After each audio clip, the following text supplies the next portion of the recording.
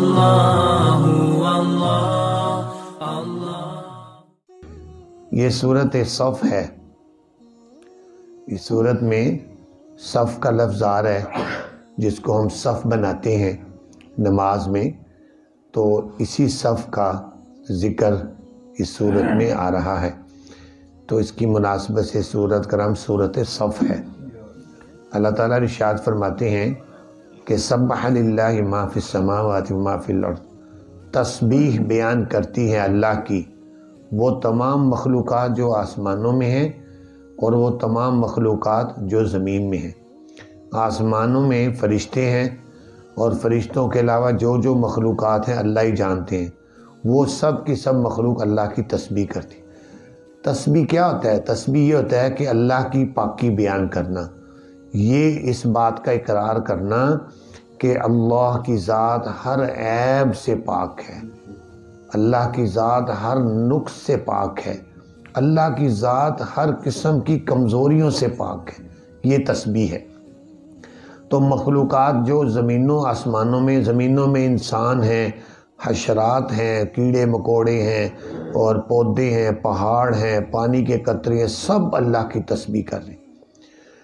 لیکن اللہ تعالیٰ نے قرآن پاک میں فرمایا کہ وَإِن مِّن شَيْءٍ إِلَّا يُسَبِّحُ بِحَمْدِهِ وَلَٰكِن لَّا تَفْقَهُونَ تَسْبِيحَهُمْ، ہر چیز اللہ کی تسبیح کر رہی ہے لیکن تم ان کی تسبیح کو سمجھ نہیں سکتے۔ تمہارے سامنے درخت بس کھڑا ہے لیکن اللہ کی ذات جانتی ہے کہ وہ اس کی تسبیح کر رہے ہیں۔ اور فرمایا یا ایھا الذین آمنوا لم تقولون ما لا تفعلون، اے ایمان والو کیوں کہتے ہو وہ باتیں جن کو تم پھر کرتے نہیں۔ ان آیات کا شان نزول یہ ہے کہ حضرت عبداللہ بن سلام فرماتے ہیں کہ ہم چند لوگ بیٹھے تھے مسلمان، ہم نے آپس میں یہ باتیں کی کہ کاش کہ ہمیں پتہ چل جائے اللہ کو کون سا عمل پسند ہے، ہم اپنی جانیں لڑا دیں گے اس کام کو کرنے کے لیے، ہمیں پتہ چل جائے اللہ کو کیا کام پسند ہے۔ تو اللہ تعالیٰ نے نبی پاک صلی اللہ علیہ وسلم کو وحی کے ذریعے سے بتایا کہ یہ صحابہ بیٹھے یہ باتیں کر رہے ہیں، تو ان کو کہو اگر تم یہ جاننا چاہتے ہو کہ اللہ کو کیا چیز پسند ہے تو پھر اللہ کو اللہ کے راستے میں صفے باندھ کر سیسا پلائی ہوئی دیوار بن کر لڑنا اور جہاد کرنا پسند ہے۔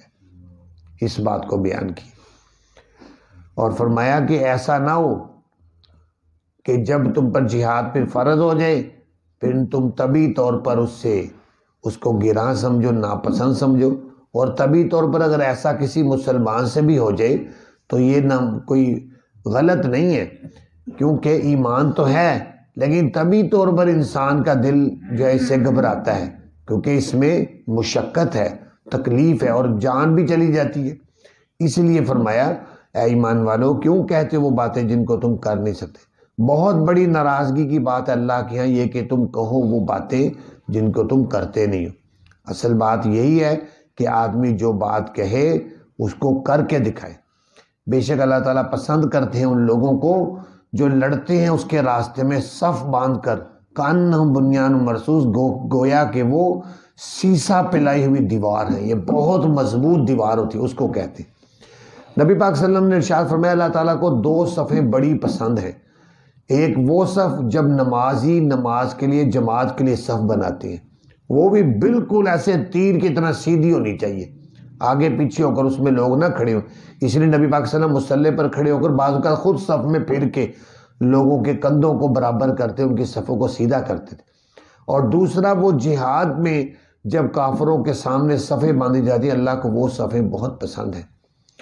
اور پھر اگلی آیت میں فرمایا ایمان والو تم ایسے نہ ہونا جیسے موسیٰ علیہ السلام کی قوم نے ان کو تکلیفیں دیں، کہ موسیٰ علیہ السلام نے جب ان کو کہا کہ چلو بھئی اللہ کا حکم ہے جہاد کرنے کے لیے نکلے، تو آگے سے ان کی قوم نے کہا اذهب انت وربک فقاتل انا ہاہنا قاعدون، تم اور تمہارا خدا جائے اور لڑے، ہم تو ادھر ہی بیٹھے ہیں۔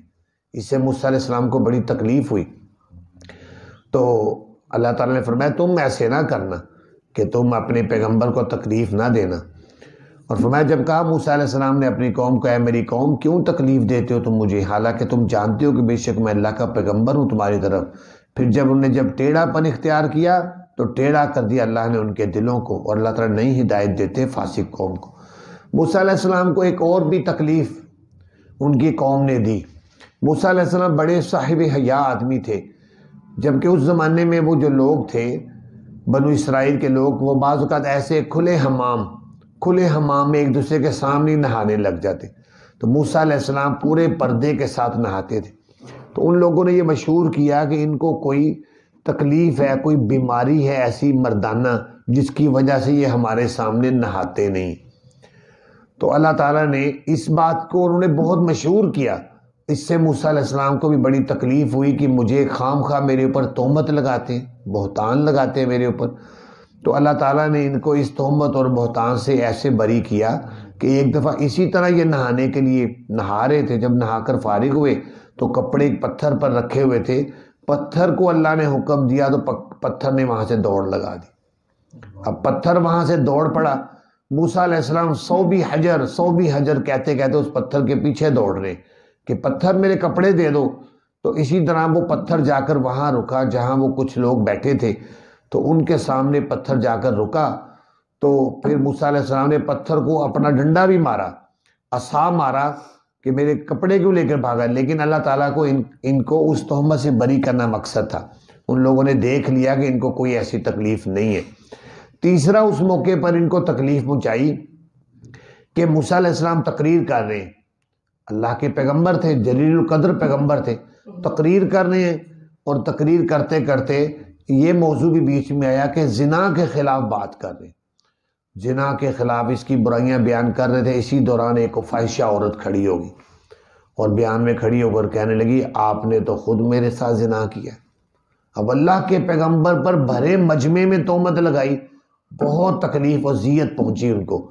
انہوں نے اللہ سے دعا کی کہ اللہ اسی مجمع میں اس کا فیصلہ ہونا چاہیے کہ یہ سچ بول رہی ہے جھوٹ بول رہی ہے۔ صدقے دل سے دعا کی تو اس کے دل پر اثر ہوا، اسی مجمع میں جو ہے ان کی برات کی اور کہا کہ مجھے تو قارون نے پیسے دے کر یہ جھوٹی تہمت لگانے کے لیے کھڑا کیا تھا۔ تو پتہ چل گیا کہ جھوٹ بول رہی۔ تو اللہ تعالیٰ نے یہاں بتایا کہ موسیٰ علیہ السلام کو ان کی قوم نے ایسی تکلیفیں دی۔ اسی طرح عیسیٰ علیہ السلام کے بارے میں فرمایا وَإِذْ قَالَ عِيسَىٰ ابْنُ مَرْيَمَ، اور جب کہا عیسیٰ بن مریم نے یا بنی اسرائیل، اے بنو اسرائیل، انی رسول اللہ علیکم، بے شک میں اللہ کا پیغمبر ہوں تمہاری طرف، مصدقا لما بین یدی من التوراۃ، تصدیق کرنے والا ہوں اس کتاب کی جو مجھ سے پہلے ہے تورات کی، ومبشرا برسول یاتی من بعد اسمہ احمد، اور میں خوشخبری دیتا ہوں ایک پیغمبر کی جو آئے گا میرے بعد، اس کا نام احمد ہوگا۔ عیسیٰ علیہ السلام جب بھی بیان کرتے تھے یہ دو باتیں ضرور ارشاد فرماتے تھے۔ یہ کہتے تھے کہ میں کوئی تورات کو ختم کرنے نہیں آیا، میں تو تورات کی تصدیق کر رہا ہوں کہ وہ صحیح اللہ کی کتاب تھی۔ دوسرے ہر بیان میں یہ بات ضرور کہتے تھے کہ میں تمہیں خوشخبری دیتا ہوں میرے بعد عن قریب ایک پیغمبر آئیں گے جن کا نام احمد ہوگا۔ نبی پاک صلی اللہ علیہ وسلم کی پیشن گوئی اور خوشخبری سناتے تھے۔ فلما جاءہم بالبینات، پھر جب آئے وہ ان لوگوں کے پاس واضح نشانیاں لے کر، نبی پاک صلی اللہ علیہ وسلم جب دنیا میں تشریف لے آئے اور واضح دلائل معجزات پیش کیے تو لوگوں نے بجائے ماننے کے کہنے لگے قالوا ھذا سحر مبین، کہنے لگے یہ تو جادو ہے کھلا۔ جیسے کہ پچھلے دنوں میں سورہ 27 پارے میں آیا تھا کہ مشرکین کے کہنے سے اللہ تعالیٰ نے نبی پاک صلی اللہ علیہ وسلم کو یہ معجزہ دیا کہ چاند کو 2 ٹکڑے کیا، چاند 2 ٹکڑے ہوا، لیکن اس کے باوجود ماننے کے کہنے لگے یہ انہوں نے چاند پر بھی جادو کر دیا ہے۔